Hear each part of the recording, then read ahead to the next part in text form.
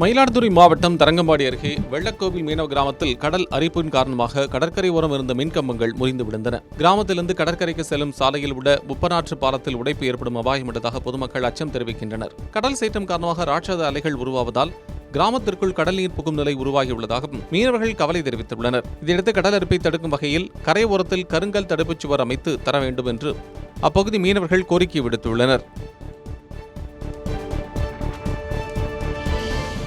வங்கக்கடலில் ஆழ்ந்த காற்றழுத்த தாழ்வு மண்டலம் நிலவி வரும் சூழலில் ராமேஸ்வரம் கடலில் ஆபத்தை உணராமல் ஐயப்ப பக்தர்கள் நீராடி வருகின்றனர். கார்த்திகை மாத ஐயப்ப சீசனை முன்னிட்டு தனுஷ்கோடி கடல் பகுதியில் ஐயப்ப பக்தர்களின் கூட்டம் அதிகமாக காணப்படுகிறது. கடல் சீற்றத்துடன் காணப்படும் இந்த நிலையில் ஆபத்தை உணராமல் நீராடி வரும் ஐயப்ப பக்தர்களை கடல் அருகே அனுமதிக்கக்கூடாது என்றும் அவர்களை தடுத்து நிறுத்த அதிகாரிகள் நடவடிக்கை எடுக்க வேண்டும் என்றும் சமூக ஆர்வலர்கள் கோரிக்கை வைத்துள்ளனர். கடல் சீற்றம் காரணமாக கருங்காலி பழைய முகத்வாரம் பகுதி சாலை மணல் திட்டுகளாக மாறியதால் வாகன ஓட்டிகள் சிரமத்திற்கு ஆளாகியுள்ளனர். கடல் சீற்றத்தால் அடித்து வரப்பட்ட மணல் பழவேற்காடு காட்டுப்பள்ளி சாலையை முழுவதுமாக மூடியுள்ளது. இதனால் அவ்வழியாக செல்ல முடியாமல் பொதுமக்கள் சிரமம் அடைந்துள்ளனர். மாற்றுப்பாதையில் சுமார் 30 கிலோமீட்டர் தூரம் சுற்றிச் செல்ல வேண்டிய நிலை ஏற்பட்டுள்ளதாகவும் வேதனை தெரிவித்துள்ளனர். இதையடுத்து சாலையில் குவிந்துள்ள மணல் மேடுகளை அப்புறப்படுத்தி போக்குவரத்திற்கு வழி ஏற்படுத்தி தர வேண்டும் என்று வாகன ஓட்டிகள் கோரிக்கை விடுத்துள்ளனர். மயிலாடுதுறை மாவட்டம் கேசிங்கன் ஊராட்சியில் சம்பா தாளடி இளம் பயிர்கள் நீரில் மூழ்கி அழுக தொடங்கியுள்ளதால் விவசாயிகள் வேதனையடைந்துள்ளனர். ராதாநல்லூர் பகுதியில் உள்ள மழைநீர் வடிகால் வாய்க்கால் 20 ஆண்டுகளாக தூர்வாரப்படவில்லை என்று கூறப்படுகிறது. இந்த நிலையில் 2 நாட்களாக கொட்டி தீர்த்த கனமழையின் காரணமாக 200 ஏக்கர் விவசாய நிலம் நீரில் மூழ்கியுள்ளது. சம்பா தாளடி இளம் பயிர்கள் அழுக தொடங்கியுள்ளதால் வேதனை அடைந்துள்ள விவசாயிகள் வாய்க்காலை தூர்வார மாவட்ட நிர்வாகம் நடவடிக்கை எடுக்க வேண்டும் என்று கோரிக்கை வைத்துள்ளனர்.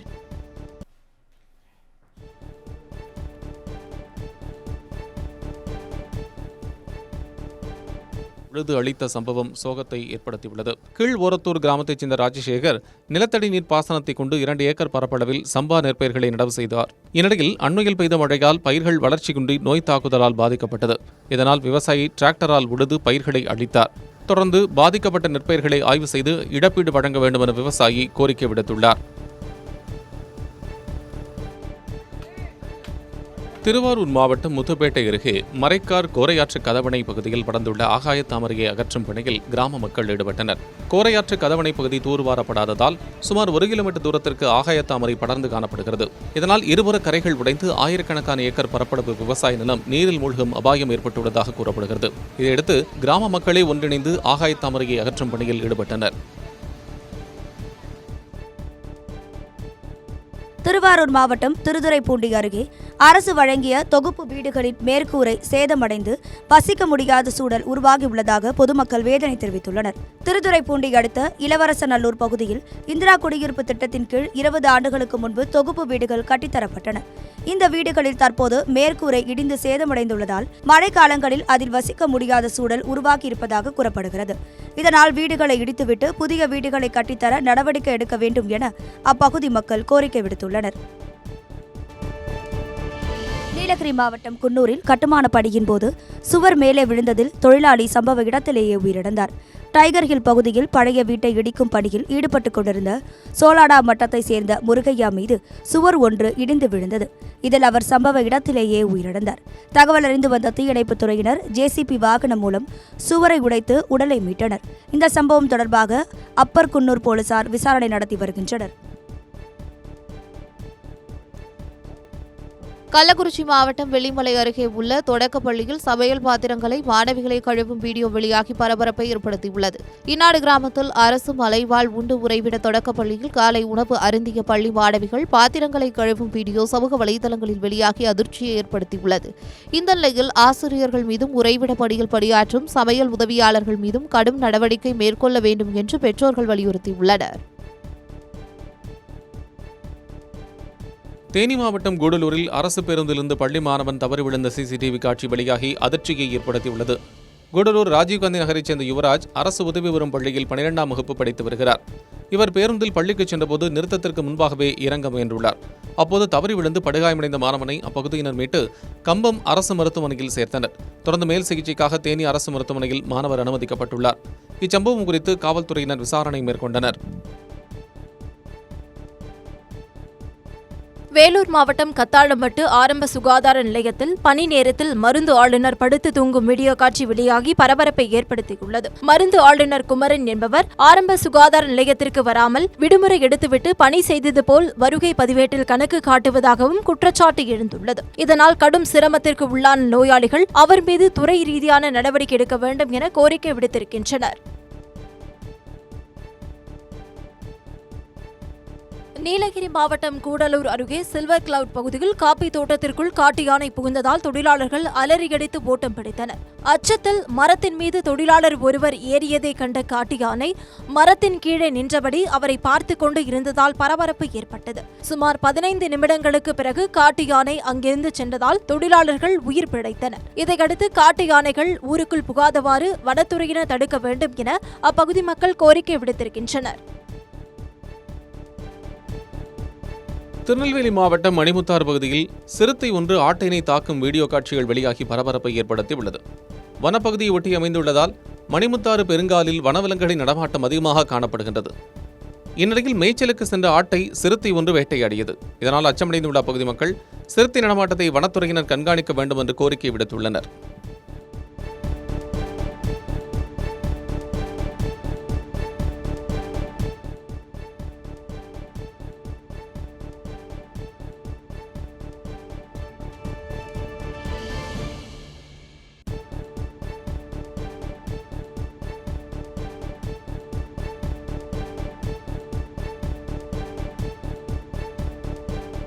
மயிலாடுதுறை மாவட்டம் தரங்கம்பாடி அருகே பெரம்பலூரில் 100 ஆண்டுகள் பழமையான அரசமரம் வேருடன் சாய்ந்துள்ளது.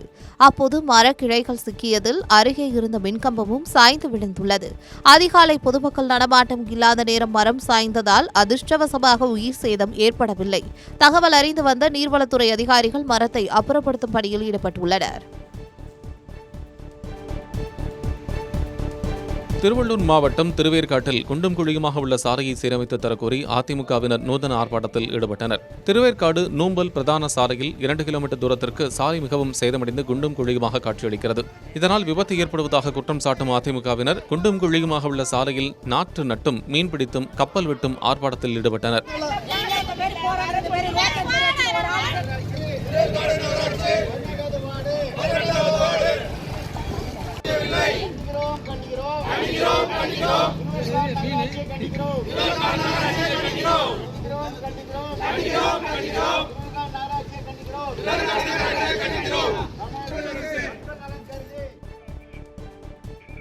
மதுரை மாவட்டம் மேலூர் அருகே டங்ஸ்டன் எடுக்க மத்திய அரசு அனுமதி வழங்கியதை கண்டித்து 2000க்கும் மேற்பட்டோர் ஆர்ப்பாட்டத்தில் ஈடுபட்டனர். அரிட்டாபட்டி, நாயக்கர்பட்டி உள்ளிட்ட பகுதிகளில் சுமார் 5000 ஏக்கர் பரப்பளவில் மலையை வெட்டி டங்ஸ்டன் எடுக்க இந்துஸ்தான் ஜிங்க் நிறுவனத்திற்கு மத்திய அரசு அனுமதி வழங்கியுள்ளது. இதனை கண்டித்தும் மத்திய அரசு வழங்கியுள்ள உத்தரவை உடனடியாக திரும்பப் பெற வலியுறுத்தியும் வெள்ளிமலையாண்டி கோயிலின் முன்பு 48 கிராமங்களைச் சேர்ந்த மக்கள் ஆர்ப்பாட்டத்தில் ஈடுபட்டனர்.